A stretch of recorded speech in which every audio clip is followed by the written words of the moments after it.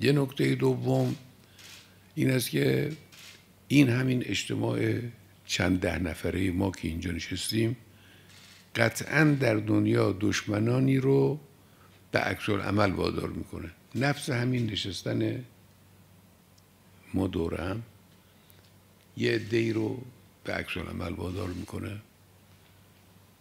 نمیخوان این اتفاق بیفته، نمیخوان اختلاف مذهبی وجود نداشته باشه. تو این زمینه البته انگلیس‌ها صاحب تجربه بیشتری هستن، آمریکایی‌ها هم اخیراً از اونها یاد گرفت.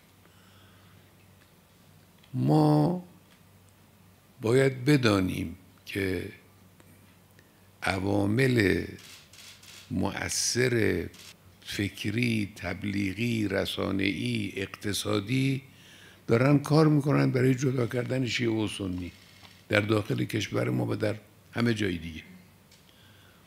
در کشور ما از بعد از پیروزی انقلاب این فعالیت بیشتر شد،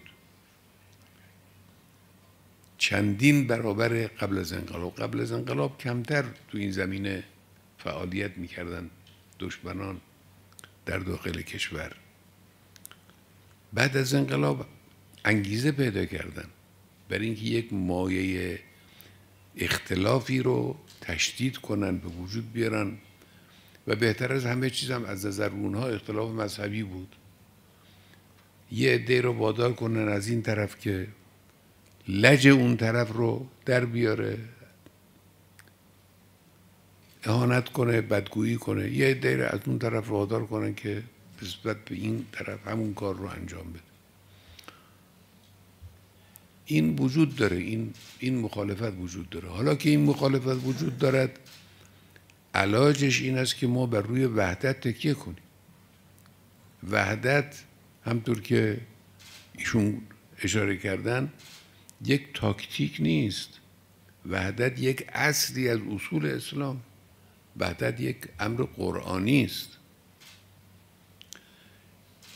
اینی که میفرماید واعتصموا بحبل الله جمیعا ولا تفرقوا، این خیلی مهمه.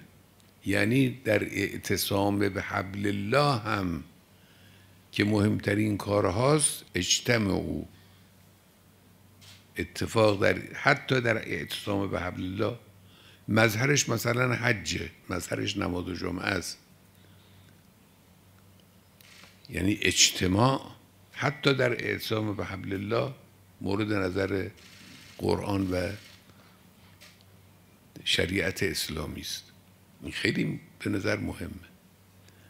یا در این آیات سوره حجرات و ان طائفتان من المؤمنین اقتتلوا فاصلحوا بینهما، خب فان بغت احداهما علی الاخرى فقاتلوا التي تبغي حتی تفیء الی امر الله.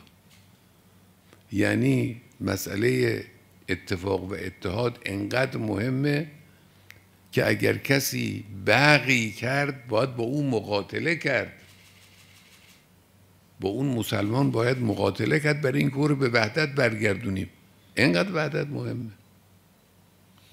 اینا رو نمیشه ندیده گرفت.